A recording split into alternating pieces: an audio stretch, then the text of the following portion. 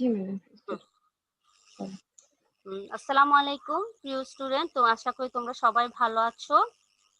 তোমরা মোটামুটি পার্টিসিপেন্ট অত খারাপও না আবার ভালো বলবো না, কিন্তু তোমরা আরো বেশি হলে 100% হলে আমরা খুব খুশি হতাম। ক্লাসটা নিতে খুব ভালো লাগতো। তারপর তোমরা করেছো আলহামদুলিল্লাহ। তোমরা এখন আমি যেটা পড়াবো তোমাদের প্রথম চ্যাপ্টার থেকে আমি তোমাদের পড়া শুরু করব। যদিও তোমাদের অনেক পড়ানো হয়েছিল, তোমাদের ক্লাস নিচ্ছিলাম, কিন্তু তোমরা ওভাবে এগিয়ে গুছানো ছিল না বলে তোমাদের ক্লাসটা আমরা ওভাবে করতে পারি নাই। আজকে যে সাবজেক্টটা প্রথম চ্যাপ্টার সোশ্যোলজিক্যাল থট নিয়ে আজকে প্রথম চ্যাপ্টারটা পড়ব, মানে ধ্রুপদী সমাজতাত্ত্বিক তত্ত্ব যেটা, সেটা নিয়ে পড়াবো। সেখানে সেখানে প্রথম চ্যাপ্টারের অগাস্ট কোতে যে তত্ত্বটা দিয়েছে, উনি পজিটিভিজম নিয়ে যে তত্ত্বটা দিয়েছেন সেই বিষয়টা আমরা আলোচনা করব।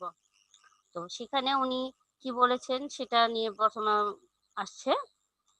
তোমাদেরকে সবাইকে অনলাইনে স্বাগত জানাচ্ছি। কোথায়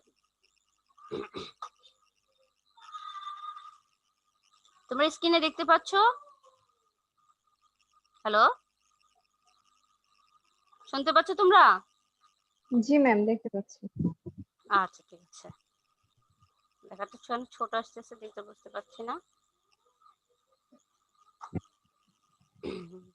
ক্লাসিক্যাল সোশ্যোলজিক্যাল থিওরি নিয়ে পড়াবো, যেটা কোড হলো তোমাদের ছোট হয়ে আছে 2001। হুম।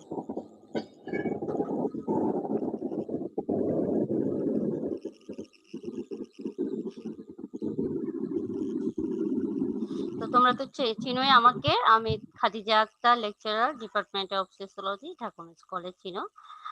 তো আমরা ফার্স্ট ইয়ার পড়েছি, সেকেন্ড ইয়ার পড়েছি। তো ফার্স্ট ইয়ারে আমরা যেটা দেখেছি, ফার্স্ট ইয়ারে বা সেকেন্ড ইয়ারে যেটাই পড়লাম না কেন, আমরা জানি অগাস্ট কোটকে চিনি। উনি সমাজ বিজ্ঞানের জনক লর্ড আগস্ট কোট। তিনি 1797 সাল থেকে যে জন্মগ্রহণ করেন এবং মৃত্যুবরণ করেছেন 1857 সালে। এটা কিন্তু আমাদের মাঝে মাঝে ছোট প্রশ্ন চলে আসতে সরি ছোট প্রশ্ন চলে আসতে পারে যে অগাস্ট কোট কে। আমরা সবাই জানি সমাজ বিজ্ঞানের জনক।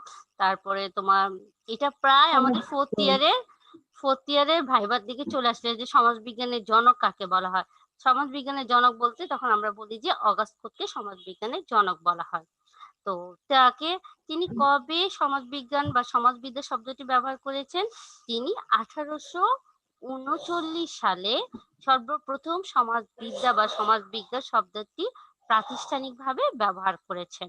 হ্যাঁ, তার পজিটিভ ফিলসফি ও পজিটিভ পলিসি তার বিখ্যাত গ্রন্থ। উনি যে সমাজ যে একটা বিজ্ঞান, সমাজকে যে বিজ্ঞানের ভিত্তিতে আলোচনা করতে হবে, বাস্তবতার ভিত্তিতে আলোচনা করবে, অগাস্ট কোট তিনি সর্বপ্রথম এটা উল্লেখ করেছেন এবং সেটাকে প্রাতিষ্ঠানিকভাবে তিনি প্রতিষ্ঠা করার চেষ্টা করেছেন এবং করেছেন। সেটা কত সালে করেছেন? সেটা করেছেন 1839 সালে। ইভেন তাকে বলা হয়ে থাকে কি, অগাস্ট কোটকে ফাদার অফ পজিটিভ ফিলসফি বলা হয়ে থাকে তাকে। ঠিক আছে। তারপর অগাস্ট কোটে তিনি যে ফাদার অফ পজিটিভ ফিলসফি বলা হয়েছে, উনি যে কথাটা বলেছে, তোমরা আনমিউট করে দাও। হ্যাঁ, যে কথা বলবে একটু মিউট করে দাও। তোমরা সবাই মিউট করে দাও, যে কথা বলবে আনমিউট করে তারপরে কথা বলে, একটা সাউন্ড আসছে। হ্যাঁ, তো তারপর কথাটা হলো যে অগাস্ট কোটকে দৃষ্টিবাদ বলা হয়। তাকে মানে দৃষ্টিবাদ মানে উনি দৃষ্টিবাদ নিয়ে কথা বলেছেন, পজিটিভিজম নিয়ে কথা বলেছেন। Positivism is worldly secular, anti theologicals and anti metaphysicals. কথাটা হলো যে তিনি এমন একটা বিষয় নিয়ে যা বাস্তব, যা সত্য, সেই বিষয়টা নিয়ে উনি আলোচনা করার চেষ্টা করেছেন।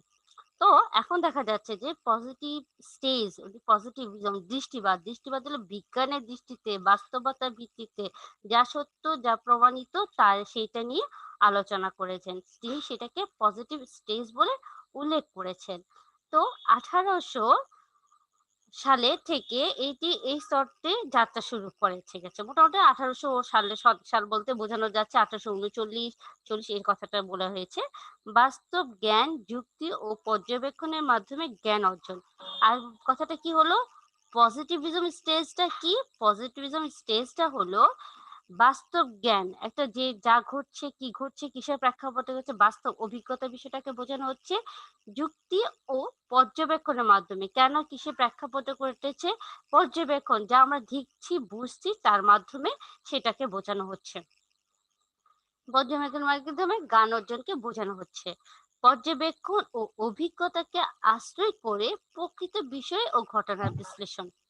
তো আমরা পজিটিভিজম বিষয়টা কি আমরা বুঝতে পেরেছি? হ্যালো, তোমরা কি বুঝতে পেরেছো পজিটিভিজম স্টেজটা কি? একটু রেসপন্স করো। না বুঝলে মিসকে বলবে, আর যদি মিস জিজ্ঞেস করি তোমরা অবশ্যই বলবে, তাহলে বোঝা যাচ্ছে যে হ্যাঁ তোমরা ক্লাসে অ্যাটেন্টিভ এবং ইভেন ক্লাস করছো। আর আমার করতেও খুব ভালো লাগবে যে হ্যাঁ আমার স্টুডেন্টরা বুঝতে পারছে, রেসপন্ড করছে। তো আমরা মূলত যেটা বললাম, পজিটিভ স্টেজ হলো বাস্তব জ্ঞান, বাস্তব যুক্তি, পর্যবেক্ষণের মাধ্যমে যে অভিজ্ঞতাকে আশ্রয় করে যে একটা প্রকৃত সত্য, প্রকৃত বিষয় বা ঘটনাকে আমরা বিশ্লেষণ করেছি। যেমন একটা কিছু একটা ঘটনা আমরা ন্যাচারালি আমরা বলবো যে হ্যাঁ স্টাডি মোর অ্যান্ড মোর, লেখাপড়া করো, লেখাপড়া কোনো বিকল্প নেই। এটা কি হুট করে আমরা এটা বলেছি? বলো, এই কথাটা কি কেউ কথাটা হুট করে বলেছে?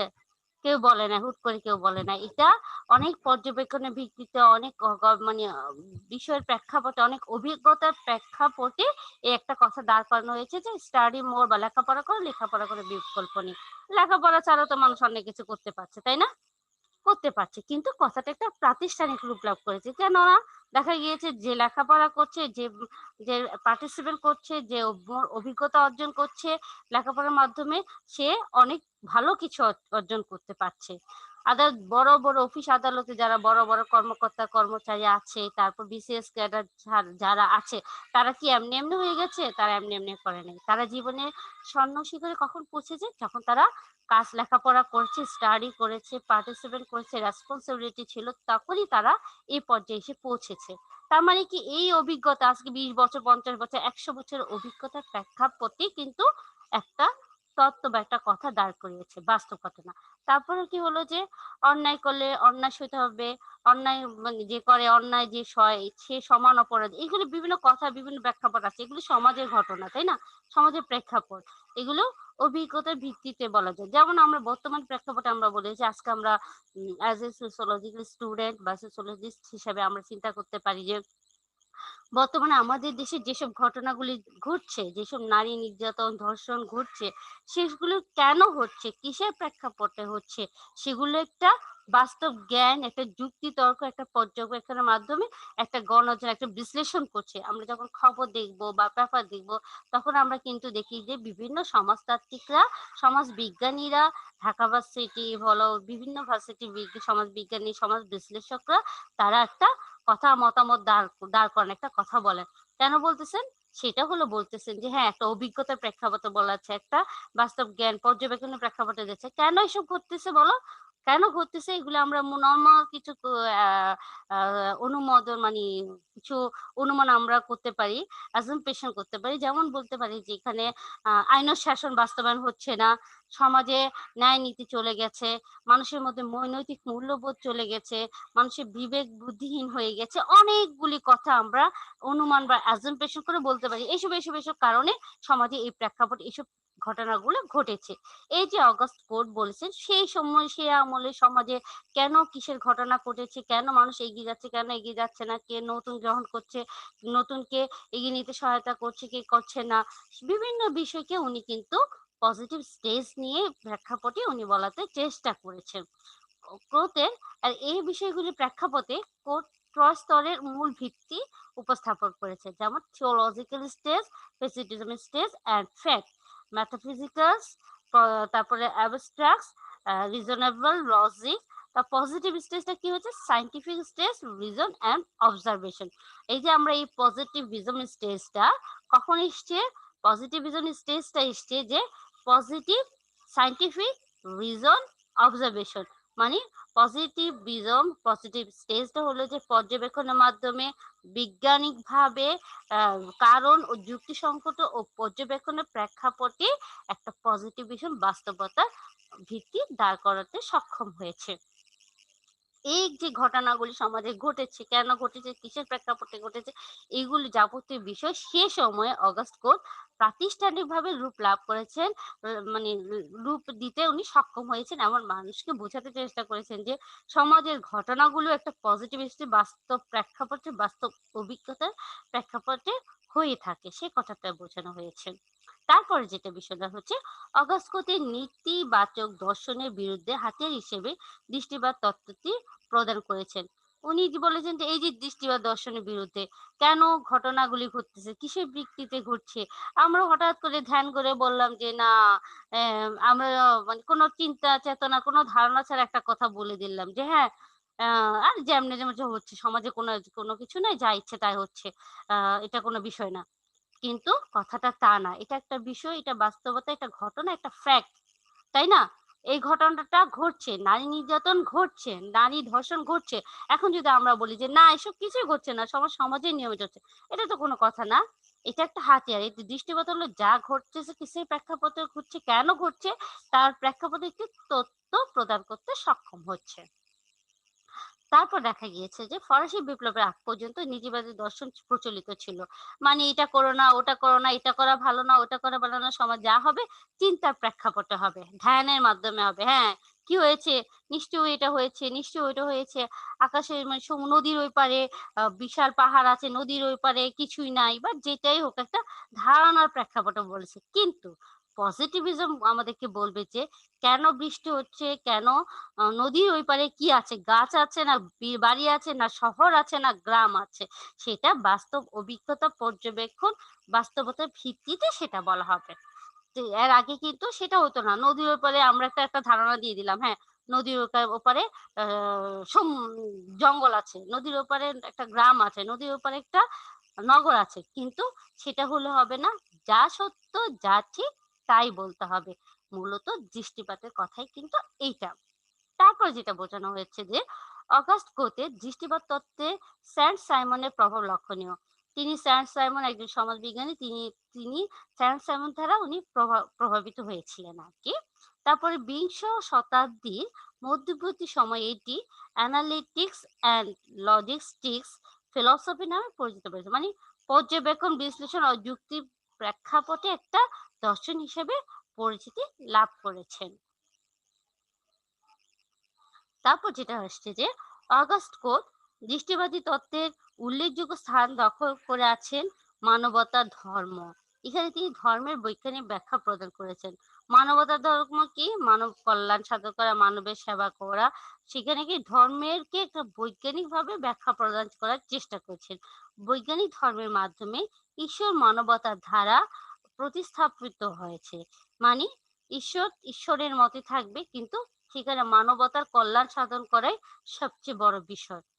কোতের মতে লাভ ম্যানকাইন্ড এখানে স্বার্থপরতাকে পাপ এবং আত্মত্যাগকে পরিত্রাণের উপায় বলা হয়েছে। তার মানে বলা হয়েছে কি মানুষ মানবতার সেবা, মানব কল্যাণ করা। ওই যে কথাটা বলেছে জীবনে জীবের দয়া করো তাহলে ঈশ্বর তোমার প্রতি দয়া করবে। অনেক কথা আমরা যখন সমাজবিজ্ঞান পড়বো তখন দেখা যাবে অনেক বিষয়, অনেক কথা আমরা আহ আলোচনা করা হবে। যেমন প্রোটেস্ট্যান্ট ধর্মে তোমরা কি পড়েছো কিনা আমার মনে নেই, আমি জানি না, যে প্রোটেস্ট্যান্ট কার্ল মার্কসের ম্যাক্স ওয়েবারের এটা পড়েছিলে প্রোটেস্ট্যান্ট ধর্মের বিষয়টা? হ্যালো, ধর্ম বিকাশ, ধর্ম কিভাবে ঘটেছে সেটা কি তোমরা পড়েছিলে? আচ্ছা, সে বিষয়টা হলো যে দেখা যাচ্ছে যে সেখানে বলা হয়েছে যে জীবের দয়া করলে ঈশ্বর তার উপরে মঙ্গল সাধন করবে। জীবের দয়া করে যেজন সে যেন ঈশ্বরকে সাধন করে, ঈশ্বরের সেবা করে, এই কথাটা আছে। তো এটাকে কি কথা হচ্ছে, ম্যানকাইন্ড, লাভ ইজ ম্যানকাইন্ড। এখানে ধর্মকে ঈশ্বরের মানবতার কথা বলেছে, বা স্বার্থপরতাকে বলা হয়েছে পাপ, এবং আত্মত্যাগ মানুষের সেবাকে বলেছে এই যে অন্যায়, এই যে পাপ থেকে পরিত্রাণ পাওয়ার উপায় বলে তিনি উল্লেখ করেছেন। তিনি পরম পরমার্থের উপর জোর দিয়েছেন। তিনি বলেছেন নিজের জন্য নয়, অন্যের জন্য বাঁচো, লাইফ ফর আদার্স। কিন্তু বর্তমান সমাজে আমরা লক্ষ্য করি যে আসলে আমরা এখন আর নিজের জন্য অন্যের জন্য বাঁচি না, নিজের জন্য বাঁচি। নিজের জন্য বাঁচা তো বাঁচা, সে জায়গাতে আমরা আরো অনেক রকমের কাজ করে থাকি, যেটা আমাদের বোধগম্য না। আমাদের মানবতার এখন আমরা যে চিন্তা করছি, যে চেতনা করছি, আমরা মানব কল্যাণের কথা হচ্ছে কদাচিৎ চিন্তা করি, শুধু নিজের কল্যাণের কথা চিন্তা করি। সেটা কিনা নিজের কল্যাণ বলে আমি বলবো না, সেটা নিজে যে কি সেটাই তারাই বুঝেন। ঠিক আছে, তারপর যে বিষয়টা আসছে, ও তো এখানে কোতে দৃষ্টিপাতকে উনি কয় ভাগে ভাগ করেছেন? তিনি পজিটিভিজমকে 3 ভাগে ভাগ করেছেন। এটা কি হলো যে philosophy of science, scientific রিলিজনস and ethics, positive politics. উনি এই বিষয়টাকে 3টি ভাবে 3 ভাবে আলোচনা করেছেন। আমাদের কিন্তু বলা যে দৃষ্টিপাতকে আমাদের 1 নম্বর প্রশ্নে আসতে পারে, দৃষ্টিপাতকে কয় ভাগে ভাগ করা হচ্ছে, সেটা কিন্তু আমরা এখানে আলোচনা করতে পারি যে হ্যাঁ, ফিলোসফি ও দর্শন এবং সায়েন্টিফিক বৈজ্ঞানিক যুক্তি এবং ইথিক্স এর মাধ্যমে আলোচনা করছে, পজিটিভ পলিটিক্স এর মাধ্যমে আলোচনা করা হচ্ছে। তারপর যে বিষয়টাতে ফিলোসফি অফ সায়েন্স বিষয়টা কি? ফিলোসফি অফ সায়েন্স এখানে দেখা যাচ্ছে যে মানুষ তার ভাগ্য উন্নয়নের প্রচেষ্টার উপর পুরোপুরি নির্ভরশীল। এটা বিজ্ঞান সমূহের দর্শনের মূল কথা। মানুষ তার ভাগ্যে উন্নয়নের প্রচেষ্টায় পুরোপুরি নির্ভরশীল, এটা বিজ্ঞান সমূহের দর্শনের মূল কথা। এটি দর্শনের সমন্বিত রূপ পরিলক্ষিত হয় গণিত, জ্যোতির্বিদ্যা, রসায়নবিদ্যা, জীববিদ্যা ও সমাজবিজ্ঞানের মাধ্যমে। তার মানে কি, ফিলোসফি অফ সায়েন্সকে বোঝানোতে গিয়ে উনি বলেছেন যে আসলে বিষয়টা হলো যে মানুষ কল্যাণ, মানব কল্যাণ সমন্বয়ের মাধ্যমে কিন্তু আমাদের এগিয়ে যেতে হবে। এছাড়া আমাদের মানব কল্যাণ করা ছাড়া আমাদের কোনো সম্ভব নাই।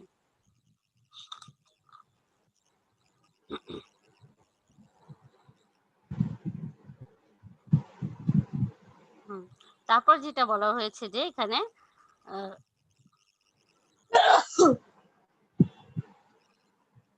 যে এখানে বিজ্ঞানের যে দর্শনের কথা, ফিলোসফি ও সায়েন্সের কথা বলা হয়েছে, এখানে কি দেখা যাচ্ছে যে দৃষ্টিবাদের বিজ্ঞান সমূহের দর্শন হিসেবে চিহ্নিত করা হয়েছে, কারণ মানুষ তার ভাগ্য উন্নয়নের সর্বোচ্চ সচেষ্ট। এখন আমি কি করব? আমি লেখাপড়া করব, লেখাপড়া করে ভালো কাজ করব, বা আমি পরিশ্রম করব, পরিশ্রম করার মাধ্যমে আমি সাফল্য অর্জন করব, এই বিষয়টাও আছে। তারপর দেখা যায় সে প্রচেষ্টার মধ্যে দিয়ে বিভিন্ন বিজ্ঞান, যেমন গণিত বিদ্যা, গণিতের মাধ্যমে মানুষের উন্নয়ন, জ্যোতির্বিদ্যা, পদার্থবিদ্যা, রসায়নবিদ্যা, জীববিদ্যা এবং সমাজবিজ্ঞানের বিকাশ ঘটেছে। ঠিক আছে, এখানে বিজ্ঞানের দর্শন বলতে এটাকে বোঝানো হয়েছে। তারপরে বোঝানো হচ্ছে বিজ্ঞানসম্মত সায়েন্টিফিক রিলিজন অ্যান্ড এথিক্স, মানে বিজ্ঞানসম্মত ধর্ম ও নীতি দর্শন। বিজ্ঞানসম্মত ধর্ম ও নীতিশাস্ত্রে মানুষের দৈহিক, বুদ্ধিভিত্তিক নৈতিক উৎকর্ষ সাধনের মাধ্যমে অধিকতর মানবতার সেবা নিয়োজিত করে থাকে। অর্থাৎ বিজ্ঞানসম্মত ধর্ম কোনো অতি প্রাকৃতির সাথে সম্পর্কিত নয়।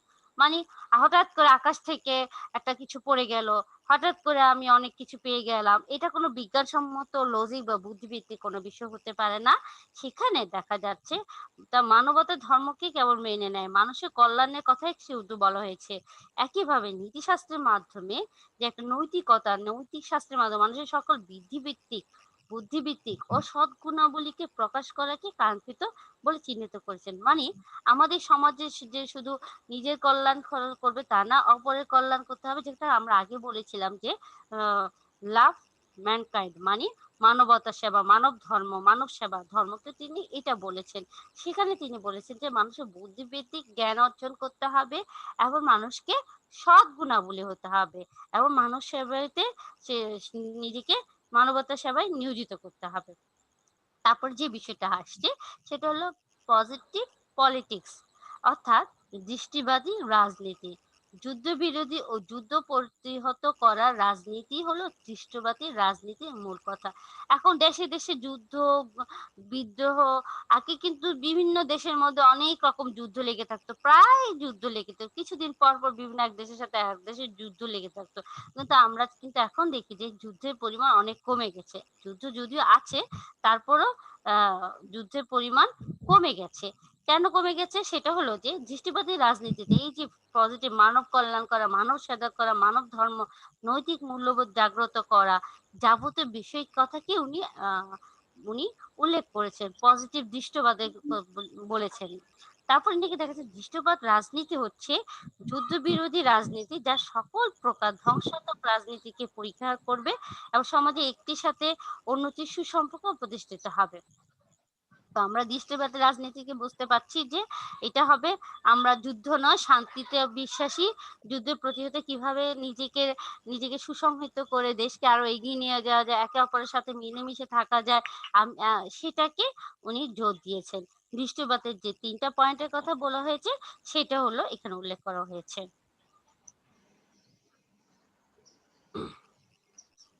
তো দৃষ্টিবাদের যে বৈশিষ্ট্য আমরা কি আলোচনা করছি, আমরা আলোচনা করছি অগাস্ট কোতের দৃষ্টিবাদ পজিটিভিজম কি। আমাদের কিন্তু 4 নম্বর প্রশ্নে আসতে পারে দৃষ্টিবাদের বৈশিষ্ট্য আলোচনা করো, দৃষ্টিবাদ বলতে কি বুঝো, দৃষ্টিবাদ কয় প্রকার, এটা 1 নম্বর প্রশ্ন আসতে পারে। ইভেন আমাদের তোমার গ নাম্বার 10 নম্বর প্রশ্ন কিন্তু আমাদের চলে আসতে পারে যে দৃষ্টিবাদ বলতে কি বোঝো, দৃষ্টিবাদ সম্পর্কে আলোচনা করো, এর বৈশিষ্ট্য আলোচনা করো এবং এর সমালোচনা করলে আলোচনা করো, যেন আমরা এগুলি সম্পর্কে আনসার করতে পারি। তো এখন আমরা যে দৃষ্টিবাদের কি কি বৈশিষ্ট্য সেইগুলো নিয়ে আলোচনা করব। দৃষ্টিবাদ হচ্ছে এমন এক বৈজ্ঞানিক জ্ঞান, অর্থাৎ দৃষ্টিবাদ কাল্পনিক কোনো বিষয় নয়, কোনো কল্পনার অন্তর্ভুক্ত নয়, এটা বাস্তব ঘটনার সাথে সম্পর্কযুক্ত। এটা একটা দৃষ্টিবাদের প্রয়োজনীয় জ্ঞানের সাথে সম্পর্কযুক্ত।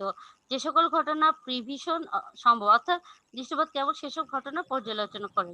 অর্থাৎ দৃষ্টিবাদ বিজ্ঞান হচ্ছে এমন বিজ্ঞান কি যা সত্য যা প্রমাণিত তাই বিজ্ঞান, তাই না?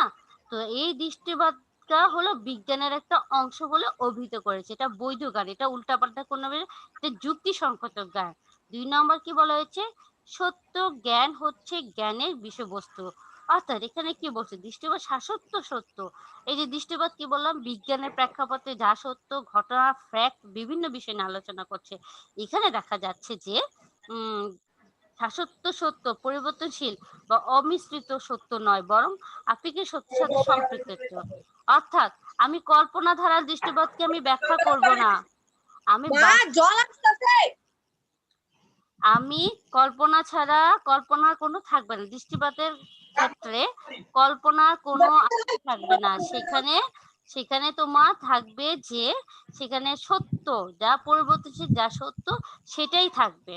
তারপর হলো যে দর্শন বিজ্ঞান হতে ভিন্ন কোনো পদ্ধতি ধারণ করে না, অর্থাৎ এটা কি হলো দৃষ্টিবাদ কোনো কাল্পনিক ঘটনা বাস্তবতার সাথে সম্পৃক্ত থাকবে, এটা দর্শনের সাথে কোনো ভিন্ন কোনো পদ্ধতি ধারণ করে না। দর্শন বিজ্ঞান হতে ভিন্ন কোনো পদ্ধতি মানে দর্শন বিজ্ঞানও যেটা বিজ্ঞান কিন্তু সেটা পর্যবেক্ষণ পরীক্ষণের মাধ্যমে সেটা অভিহিত হচ্ছে। মোর কথা আমরা যাই বলি না কেন, দৃষ্টিপাত হলো পজিটিভিজম, দৃষ্টিপাত হলো সায়েন্টিফিক মেথড, দৃষ্টিপাত হলো এথিক্স, মানে মানব কল্যাণ করা, মানব সাধন করা, বৈজ্ঞানিক উন্নয়ন সাধন করা যাবতীয় বিষয়কে এখানে দৃষ্টিপাত বলে অভিহিত করা হয়েছে। তারপরে হলো যে দর্শন শাস্ত্রের কাজ হলো সবকটি বিজ্ঞান, দর্শন শাস্ত্রের কাজ হলো সবকটি বিজ্ঞান বিষয়ে সাধারণ নীতি, মানবিক আচরণের পথ এবং প্রতিষ্ঠানের ভিত্তি হিসেবে এটি নীতিগুলো ব্যবহার নিশ্চিত করা বোঝানো হচ্ছে। দৃষ্টিবাদ স্বতঃস্ফূর্ততা পূর্ববর্তী যুক্তি ধর্মতত্ত্ব আধ্যাত্মিক জ্ঞানকে অস্বীকার করে, অর্থাৎ দৃষ্টিবাদে কাল্পনিক কোনো বিষয় থাকবে না, এটা দৃষ্টিবাদকে যা সত্য যা প্রমাণিত সেই বিষয়ে আলোচনা করবে, দৃষ্টিবাদ চর্চা থেকে ধারণা করবে, সেটা হলো দৃষ্টিবাদের মূল বিষয়বস্তু। তো এখন দৃষ্টিপাতের সমালোচনা, অগাস্ট কোট তিনি সমাজ দর্শন বস্তুত রক্ষণশীলতার পরিচালক, তিনি যে কথাগুলি বলেছেন দৃষ্টিপাতকে উনি ধর্ম পথে এগিয়ে নিয়েছেন, দৃষ্টিবাদকে তিনি কল্পনার আশ্রয় দেন নাই, দৃষ্টিবাদকে বৈজ্ঞানিক প্রেক্ষাপটের ঘটনা বলে অভিহিত করেছেন, অনেক কিছুই বলেছেন। কিন্তু আমরা এক সেন্সে আমরা বলবো যে হ্যাঁ তিনি যা যা বলেছেন তার কথাগুলি যুক্তিসঙ্গত, তিনি প্রাতিষ্ঠানিক রূপ লাভ করেছেন যুক্তিসঙ্গত, কিন্তু আসলে পৃথিবীতে কেউ সমালোচনার ঊর্ধ্বে নয়, তেমনি অগাস্ট কোটও সমালোচনা ঊর্ধ্বে নয়, তারও কিছু সমালোচনা রয়েছে। এই সমালোচনাগুলি কি দেখতে পাচ্ছি আমরা, যেমন দেখতে পাচ্ছি যে দেখা যাচ্ছে যে সম্পর্কে যে অসংলগ্ন অসামঞ্জস্য বক্তব্য রেখেছেন তিনি কিছু কিছু কথাতে আমরা কিছু সন্দিহান, না এই কথাটা আসলে ঠিক না, এটাতে একটু ভুল আছে, এটা মনে হয় ঠিক করা উচিত। তো বিভিন্ন সমাজ বিজ্ঞানী ওনার এই ঘটনাগুলোকে সমালোচনা করেছেন, সেগুলো কি সেটা হলো আলোচনা করছি। এখানে হলো যে দৃষ্টিবাদ বক্তব্যগুলো একটি সূত্রে লিখিত নয়, বিভিন্ন একটা সূত্র দিয়ে লেখা নাই, এটা আজকে সূত্র এটা মানে কোনো সূত্র নাই, এটা বিভ্রান্ত ও জটিল লেগেছে। উনি এক একবার এক একটা কথা বলেছেন, এটা কাল্পনিক নয়, এটা বাস্তব অভিজ্ঞতার ভিত্তিতে বিজ্ঞানের প্রেক্ষাপটে এটা একটা ধর্ম চেতনাময় বিজ্ঞান বলে বলেছেন। হ্যাঁ, এটা বিভিন্ন উলট পালট কথা উনি বলতেছেন, এটা যেভাবে উনি বলে কথাগুলো উপস্থাপন করেছেন সেখানে কিছু বিভ্রান্তি রয়েছে, কিছু জটিলতা রয়েছে। দুইতে দেখা যাচ্ছে ফরাসি বিপ্লবের পরবর্তী সময়ে প্রদত্ত এই তত্ত্বটি কেবল বিপ্লবকে দূরে সরানোর জন্য বলে বলে মনে করেন বলে অনেকে মনে করেন। কেমন বলেছেন? ফরাসি বিপ্লবের পর যখন এই ঘটনাগুলি ছিল তখন দেখা যাচ্ছে যে বিষয়টা হলো যে তার যে ঘটনাগুলি ঘটছে, হ্যাঁ ফরাসি বিপ্লব বলছে মানব সমাজের বিপ্লবের মূল কথা কি? সাম্য, তারপরে মৈত্রী, সাম্য, মৈত্রী, স্বাধীনতা, তাই না? এখানে উনি যে কথাটা বলেছেন এটার সাথে মূল কথা আছে, কিন্তু মিল আছে, কিন্তু উনি বলতেছেন যে ফরাসি বিপ্লবটাকে উনি এত মানে হাইলাইটস এত গুরুত্ব না দিয়ে উনি দৃষ্টিবাদের কথাটাকে উনি গুরুত্ব দেওয়ার চেষ্টা করেছেন। সেটাকে অনেকে মনে করেন যে আসলে উনি ওইখান থেকে দৃষ্টি সরিয়ে নেওয়ার জন্য দৃষ্টিবাদের কথাটাকে উপস্থাপন করেছেন। তারপরে এটি কোনো সর্বজন স্বীকৃত তত্ত্ব নয়। সবাইকে যে বলছেন হ্যাঁ উনি এই তত্ত্বটা দাঁড় করেছেন, উনি এই তত্ত্বটা বলেছেন, এটা লজিক আছে, এটা যুক্তিসঙ্গত, এটা কেউ বলে যে হ্যাঁ ওনার তত্ত্বটা ঠিক আছে, উনি সত্যি কথা বলেছেন, ঠিক বলেছেন, আসলে একটা ফ্যাক্ট, সমাজের ঘটনাগুলো ফ্যাক্ট।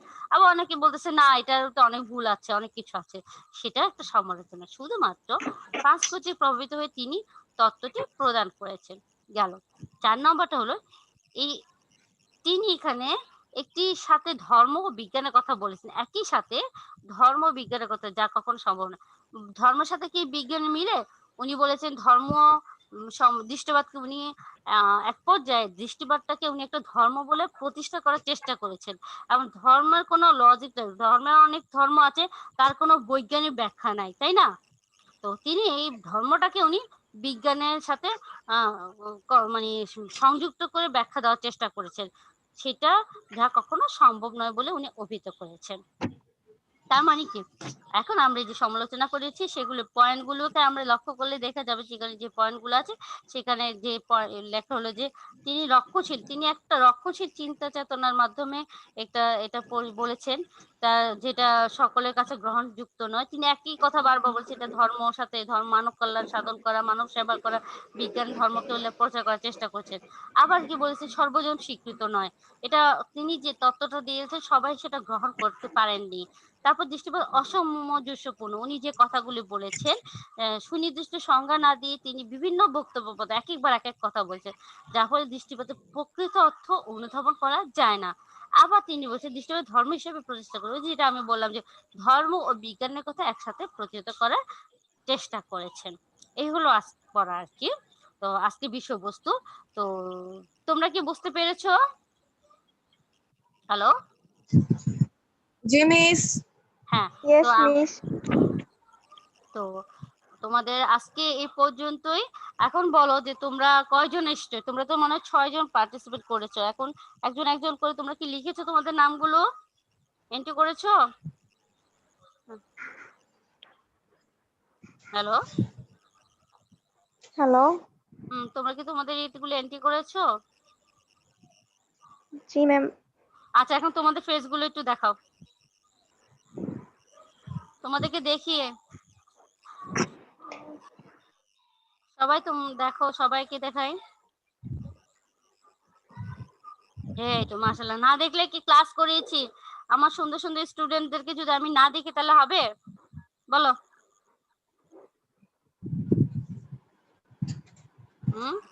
তোমাদেরকে না দেখলে ম্যাডাম ভালো লাগবে?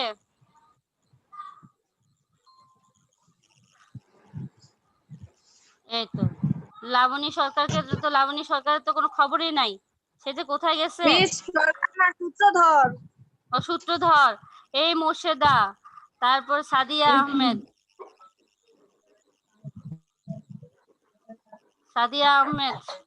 আর কোথায় অন্যদের দেখি, আর অন্যদেরকে দেখি কোথায়।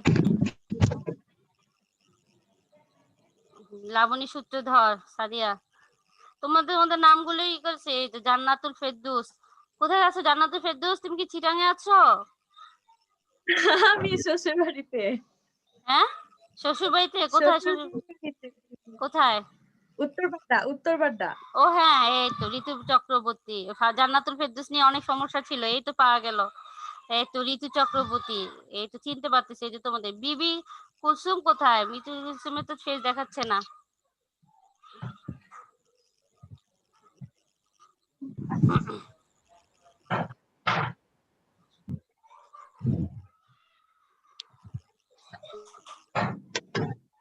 মোর্শেদা কোথায় গেল? ঠিক আছে, তোমাদের সাথে আমার আরেকটা ক্লাস হবে, এই যে বিবি কুলসুম। এই তো বিবি কুলসুমকে দেখাচ্ছে। তোমাদেরকে না দেখলে কি আমাদের ভালো লাগে বলো? আর শোনো, একদিন আমি তোমাদের জন্য অনেক অপেক্ষা করেছি, তোমরা কিন্তু ঠিক টাইমে পার্টিসিপেট করবা, ঠিক আছে? আচ্ছা ঠিক আছে, তাহলে তোমরা ভালো থেকো আজকের জন্য। আবার ক্লাসে ইনশাল্লাহ তোমাদের সাথে আবার দেখা হবে। আর তোমরা সবাই তোমাদের রোল গুলো আবার লিখে লিখে পাঠিয়ে দিবা আমাকে, মেল ইয়েতে পাঠিয়ে দিবা, কি বল, ফেসবুক পেজে পাঠিয়ে দিবে রোল গুলো, আমি এন্ট্রি করে নিব। ঠিক আছে। আবার মিস কোথায় পাঠাবো? এই যে তোমাদের গ্রুপ আছে না, গ্রুপে পাঠিয়ে দাও। নাকি আমি ও আচ্ছা। লিখবো? লিখলে বলো তোমাদের নাম রোল বলো, একজন একজন বলো। তোমরা টোটাল 7 জন এসছো। জান্নাতুল ফেরদৌস, আচ্ছা জান্নাতুল ফেরদৌস 2004। তোমাদের নামের সাথে? ম্যাডাম নামের সাথে রোল আছে তো। হ্যাঁ ঠিক আছে, তো রোলটা জান্নাতুল ফেরদৌসের রোলটা লেখা নাই 2004। তারপরে হলো মোর্শেদা বানু 17 17। 2013 মিস আমারটা 17 2017। 17 2017। ম্যাম আমারটা 17 2014। 17 2014 না? জি ম্যাম। ম্যাম আমার 16 2024।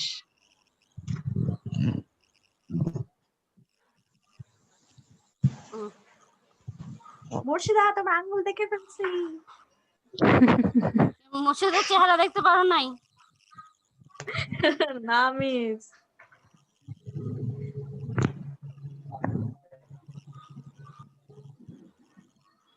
1 2 3 4 5 6। হ্যাঁ ঠিক আছে, তাহলে তোমরা সবাই ভালো থেকো, তোমাদের সাথে ইনশাল্লাহ আবার দেখা হবে। আর তোমরা একটা অ্যাসাইনমেন্ট তৈরি করে ফেলো, এই যে আমার দ্বিতীয় চ্যাপ্টার, আমি এটা কিন্তু দ্বিতীয় চ্যাপ্টার ছিল, দ্বিতীয় চ্যাপ্টার থেকে তোমাদের অগাস্ট কোতে দৃষ্টিবাদ নিয়ে একটা অ্যাসাইনমেন্ট তৈরি করবে। এটার উপর লিখবে কি অগাস্ট কোটের দৃষ্টিবাদে কি কি বিষয়গুলো, পজিটিভ রিজনের যে তিনটা স্তর আছে, কি সমালোচনা নিয়ে একটা কোশ্চেনটা তৈরি করবে 3-4 পেজে করে। তোমরা ছবি তুলবে, ছবি তুলে আমি মেইল অ্যাড্রেস দিব, আমার মেইল অ্যাড্রেস এটা পাঠিয়ে দিবে, ঠিক আছে? আর তোমাদের কিন্তু একটা এক্সামও কিন্তু হবে, এইভাবেই তোমাদের এক্সাম হবে। তোমরা একটু খেয়াল রাখবে, মানে সবসময় ক্লাস করবে ইনশাল্লাহ, তোমার যোগাযোগ রাখবে, ঠিক আছে? আল্লাহ হাফেজ, ভালো থেকো। আল্লাহ হাফেজ ম্যাম। আসসালামু আলাইকুম। ওয়ালাইকুম আসসালাম। ওকে, আসসালামু আলাইকুম।